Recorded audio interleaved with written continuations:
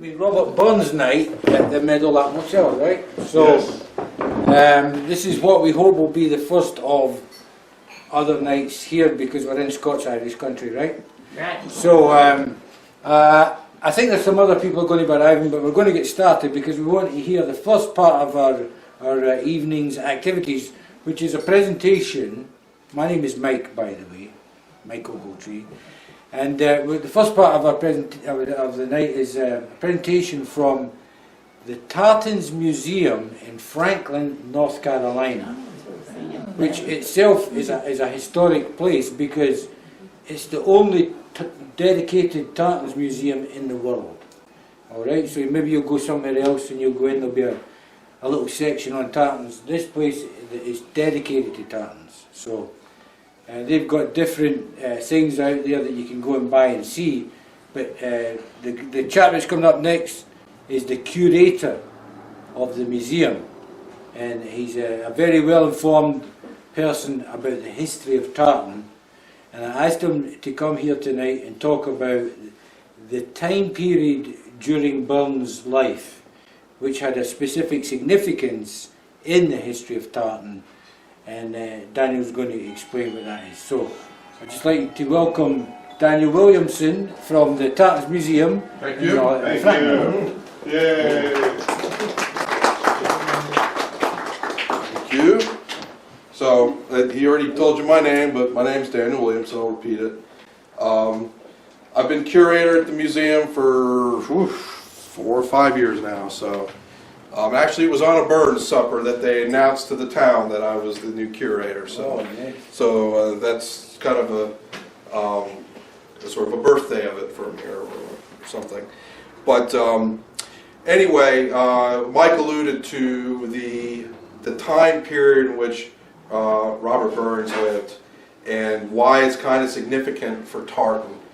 And technically speaking, that's because there was something that came about that was called the Dress and Arms Act, or the more technical term, the Prescription Act, which is where the tartan was technically outlawed, and the carrying of weapons. So, which is why I wore everything today. It's like I'm dressed for battle. I'm basically, if you were to go and take a time machine to the Battle of Culloden, this was pretty much your average Highlander, you know, who had money to have the guns and the knives and everything. This is kind of what he probably would have looked like. So, and that's basically the other thing, is you can't talk about the Dress Act without starting off with the Jacobite stuff a little bit, because most people, they say, well, why was it banned? It doesn't make any, I don't understand that. Why would they do that? Well, the tartan and the carrying of weapons was strongly linked to things that the government referred to as the rebellious lot of the people in the Highlands of Scotland, which was a political party known as the Jacobites. Okay, people here in the South like to say Jacobites, but it's really just Jacobites. And Jacobite comes from the Latin Jacobus, okay, which means James. Okay, and it has to do with the support of people for James Stewart to be back on the throne of Scotland. Okay, and it was during a time period where there were 2 James Stewarts who had been dispossessed from the throne. So, the Jacobite period takes place from about 1688 all the way to 1746. So it's about 60 years, 50, 60 years worth of history in Scotland. And it's the last sort of hoorah romanticized era that people kind of reference to the tartan-clad soldier or fighting a wild Highlander in Scotland, that period of the Jacobitism. So the Jacobites did very well in their final rising, which is in 1745 and 46. And the sad thing is that they lost very badly at the Battle of Culloden. Some people have probably heard this. It's popularly used in some of the romanticized movies and TV shows and books are out there, something like Outlander. It talks about it a lot.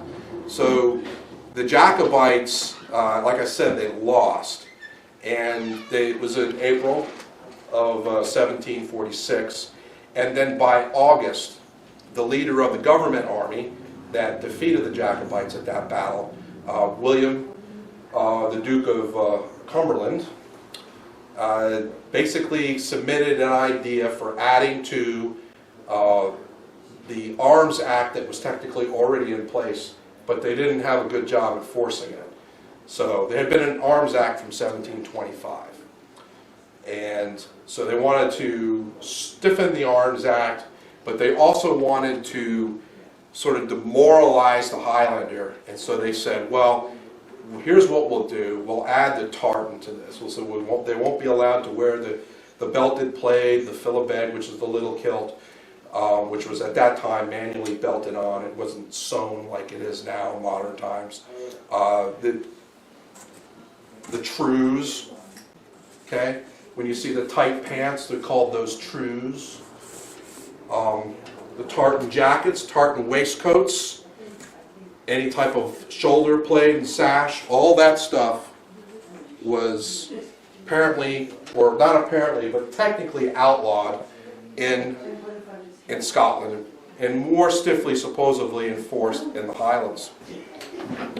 They didn't want them using that as a symbol to rally themselves together, which is kind of how the people saw the Highlanders in Scotland at that time in Europe, as they were kind of identified as the tartan-clad individual. So by taking away something that's so easily associated with their identity, it was really easy to say, ha-ha, now you're not the people that you are. So, now, one of the things that I want to talk about that some people don't like to hear, but there's a lot of myths that came out of this particular Disarming Act, and there's two biggies. Well, I guess you could say three biggies, okay? The Gaelic language was never outlawed, first off. So some people think that it was outlawed, it never was. The playing of the bagpipes was never outlawed during this. So you hear people say, oh, they outlawed the bagpipes. That's an old wives' tale. You hear a lot of people in Scotland say this is just one of those things that every generation repeats it that someone else said. It was never outlawed. I actually have a copy in the back room there of the whole Disarming Act. Never once in there is it mentioned, and the bagpipes are outlawed. It's never in there. The other thing is that if you were wearing this type of stuff, if you were caught, there was no penalty of death for it. So that's the other rumor going around, is that people were shot on sight for dressing that way or hung. So there's no evidence to support that, and those are the big myths that are out there that are very hard to battle, because everybody loves the myths because they're so romantic sounding. That it was so bad and you couldn't play the bagpipes. Oh, they couldn't speak their language. Oh, if they wore their clothes, they were shot for it. You know, it sounds so terrible. Things were bad, but it wasn't quite like that. Now, in the Disarming Act, they never once mentioned any of the clothes that the women wore. Okay? So there's all kinds of various dresses and stuff that women made out of tartan, but it's not listed in the Disarming Act. So the women very easily could be running around in tartan dresses and arisays and things. And arisay is the ladies' version of the great kilt, like I have on, or the belted plaid or the philimour. In fact, let me show some things of this so that we can kind of. So that's a lady in an arisay. She's actually in 1600s era dress.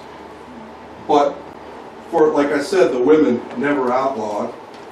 Though this doesn't have a tartan in it, but this is a common, well-known painting of a woman from the 1700s, working woman. And here is well-known dress. Actually comes from a painting, and this lady recreated it. I think it's one of the paintings of Flora MacDonald, possibly. If it's not Flora, it's Jenny Cameron, the other Jacobite woman. But like I said, in the act, women's clothes were not outlawed. There was nothing about the women's dress being illegal to wear. So the Arming Act went official in 1747. It was initially, like I said, introduced in the August of 1746, but finally was passed as official law by a certain time in 1747. At this date, not supposed to be doing it. However, there are some instances that come up in history in Scotland, and I'll get to that in a little bit, but I'm also going to read what the official offenses were for wearing the tartan in the Highlands, if you did. So, the first offense shall suffer imprisonment without bail during the space of 6 months.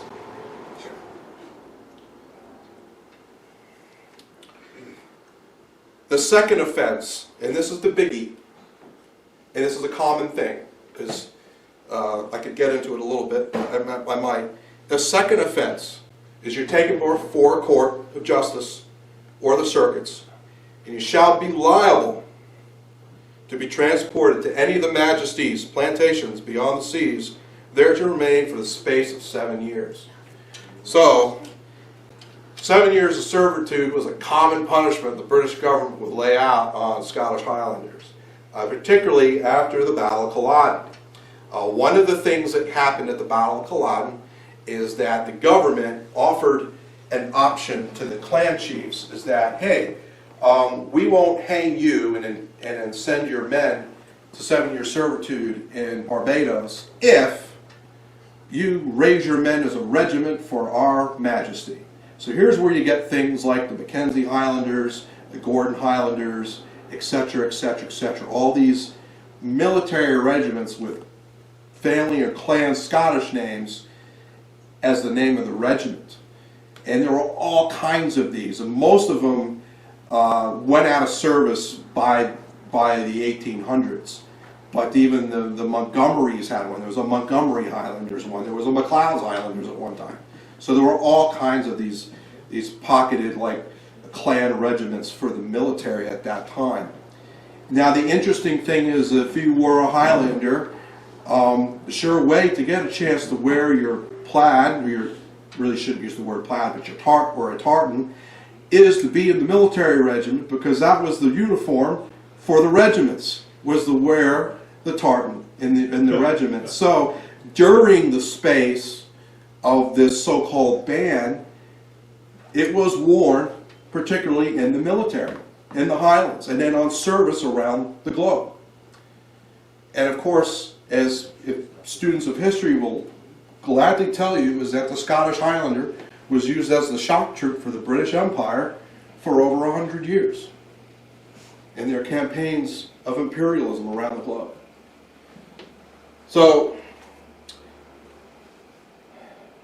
other things that many people are just unaware of, and even though technically, yes, it was outlawed, the oldest and most well-known weaving firm from the 1700s and the 1800s was a commercial weaving firm of tartan during the time of the ban, and that's the Wilsons and Sons of Bannockburn.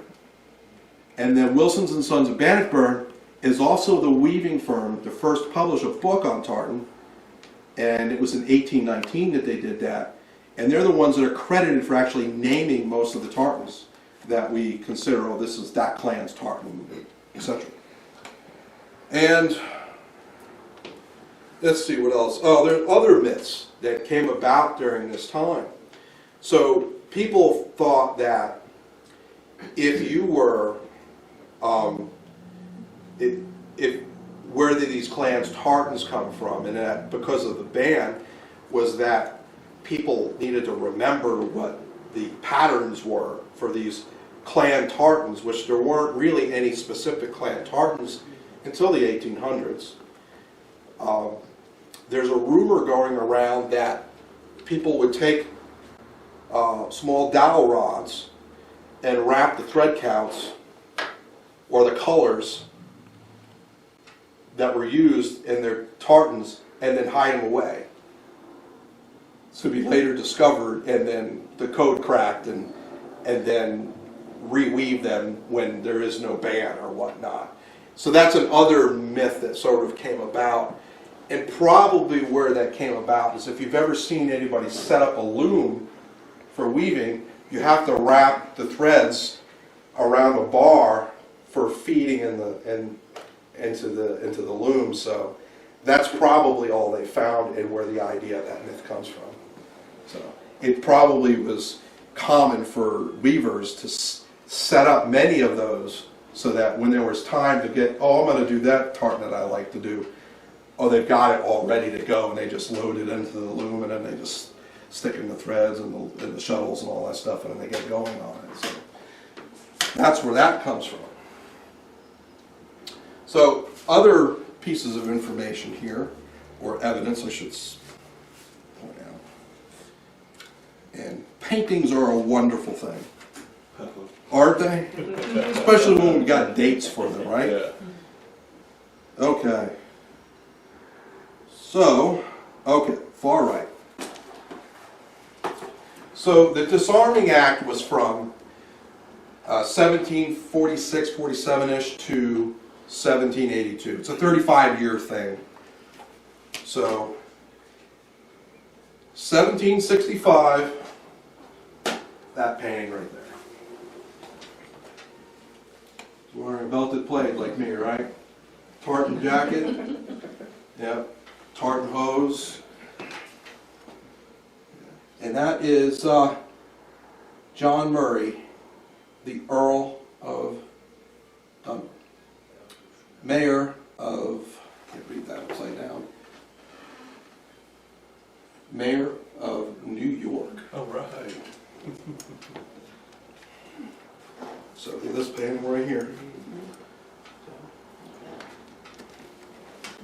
So like I said, 1765, still has 17 years to go before the ban's like that.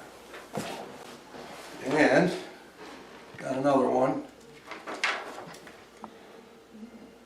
This one's a military one. Well, as I said, I want to show that off too. That's important. Is like the sure way to definitely get to wear it was to be in the military.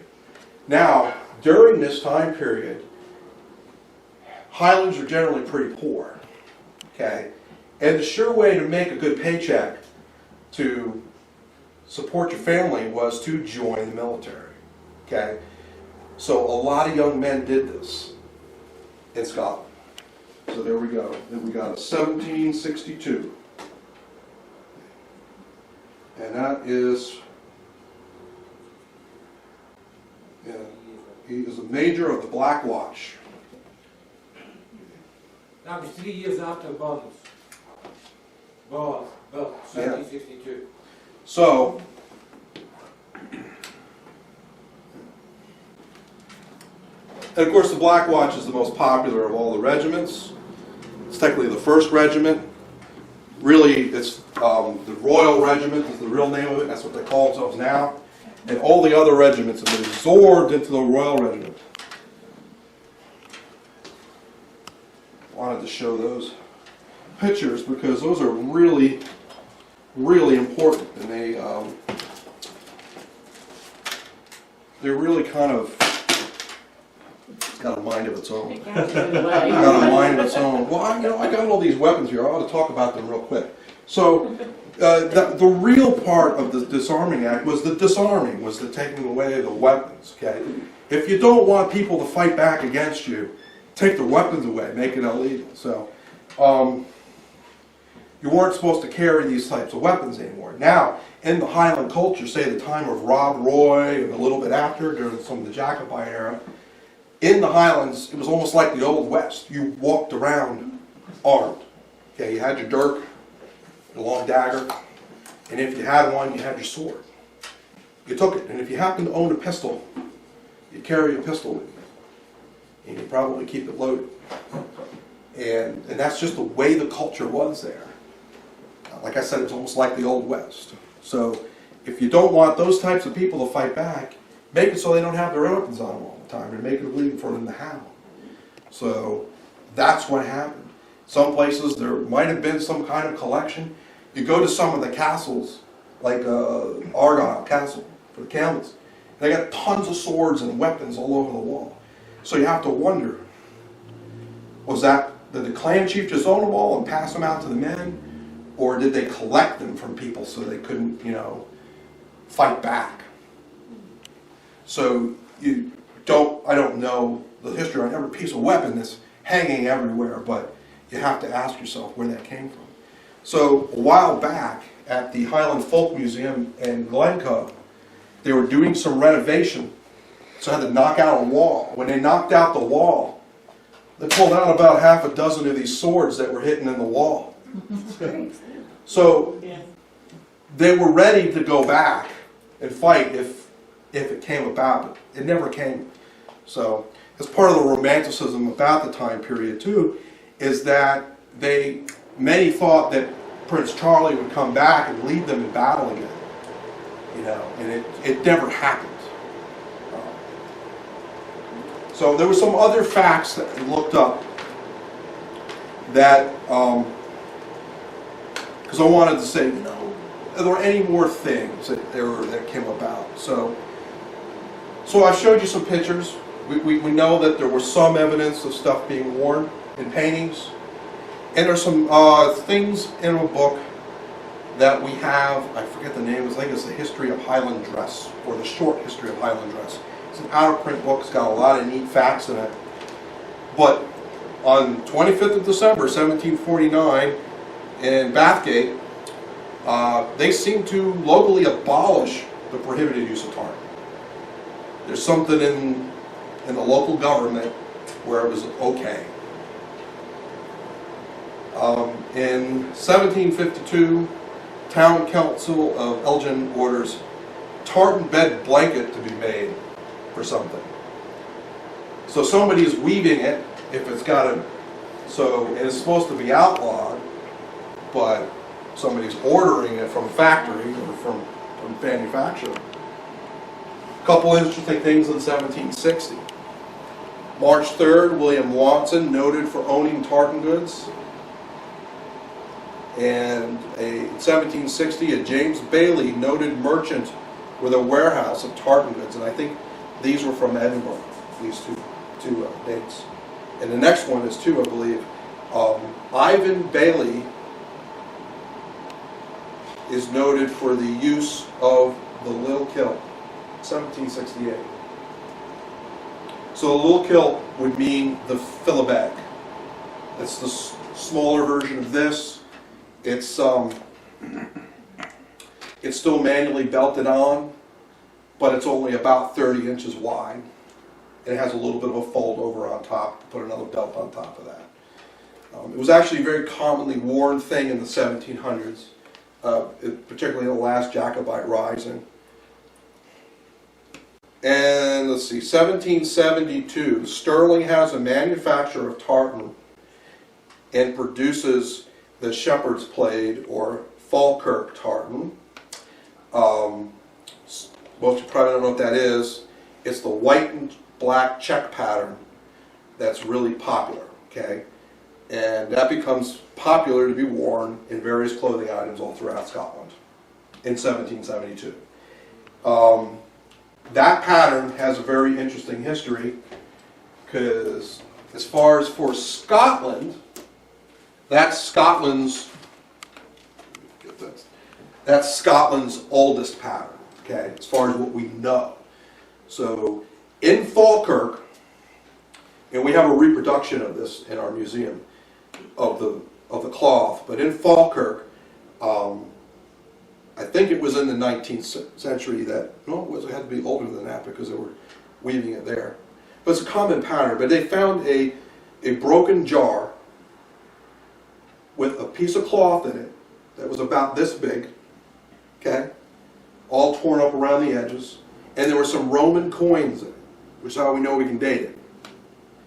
And so we date it to 325 AD, okay? Now, there are tartans on the register that we date back way older than that from other parts of the world, like places in China. Okay. And the one that's from China comes from some mummies that through DNA testing we know that the people were Celts, so they had been traveling and they died there, and it's in a pair of pants.